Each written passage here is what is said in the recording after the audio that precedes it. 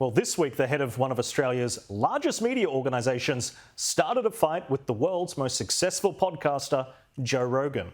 I think people like Mr. Rogan prey on people's vulnerabilities. They prey on fear. They prey on anxiety. They prey on all of the elements that contribute to uncertainty in society, and they entrepreneur fantasy outcomes and conspiracy outcomes as being a normal part of social narrative. I personally find it deeply repulsive. Kim Williams, a man who always considers himself to be the smartest person in the room, humiliated himself and our country. He starts off minimising his knowledge of Joe Rogan before suddenly becoming an expert on Rogan, finding the confidence to hurl inflammatory and blatantly false criticisms towards the man. How can you hold such strong opinions of someone you haven't spent the time listening to? Now, the backlash was swift, making headlines around the world, and soon Rogan and billionaire Elon Musk were laughing at Williams. That is the moment Williams should have taken the loss on the chin, but this story gets weirder still. Even though Williams started all of this, used highly inappropriate language for a media executive running a major taxpayer-funded institution, in his mind, he was the victim. Does it get any more ABC than this? Where is this supersensitivity deriving from?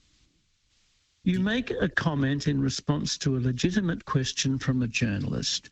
You answer it concisely and give an honest answer in terms of what your own perception of Mr. Joe Rogan is.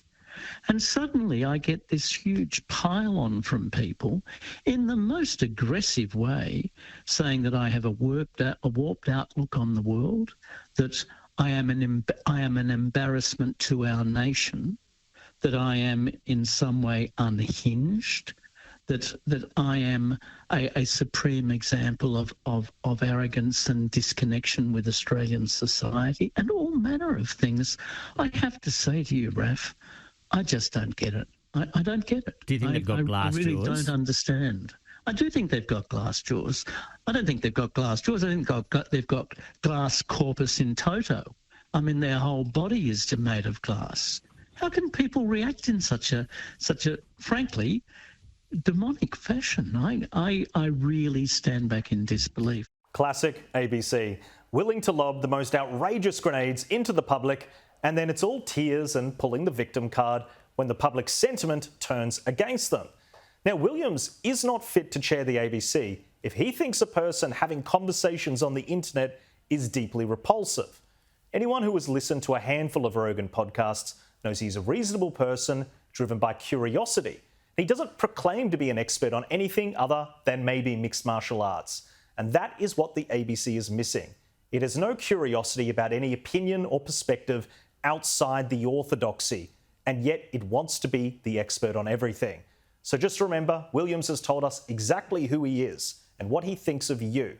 If you stray from the orthodoxy, you repulse people like Williams and all of those journalists who failed to call him out. James, let's bring you in. What did you make of this whole saga? So first off, I was just happened to be listening to the Joe Rogan podcast on the drive in, and it was Joe and 3 other comedians debating which bathroom smells the worst. So I didn't feel my insecurities manipulated. I didn't feel my fears exploited for It wasn't malevolent? gain. No, it wasn't malevolent. I didn't feel the need to reinvestigate the 2020 election based off what I heard. It was just a podcast. But to me, the other reason Kim Williams has really exposed himself as unable to fit the ABC is that the ABC podcasting department gets 3 million downloads monthly. Clearly, it's a big thing for them to be in the podcast space and develop on the podcast platform. And the head of the ABC can't bring himself to listen to a single episode of the world's most successful podcast just to figure out what's working in that guy's podcast, what can we learn from it.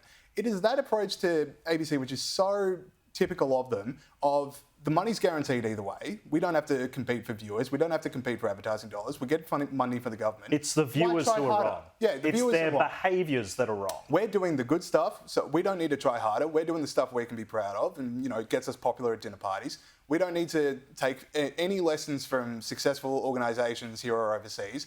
and we can look down our noses at them because we just think, oh, whatever the public is eating and whatever the public are watching can't be good for them. Stephen, let's bring you in. What are your thoughts?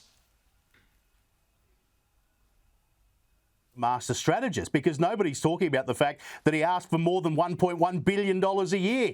He's getting over $1 billion to run this shambles as the ABC. He asked for more, and no one's talking about that. We're talking about Joe Rogan. But, I mean, fair dinkum, he goes out and calls this bloke repulsive and then gets upset when people call him names back. The most disappointing thing is, remember this bloke was supposed to be the hope for the side when he came in as the ABC chair? Well, he's been corrupted by the groupthink already. I just find it extraordinary that he's made this huge tirade about something he's never ever seen.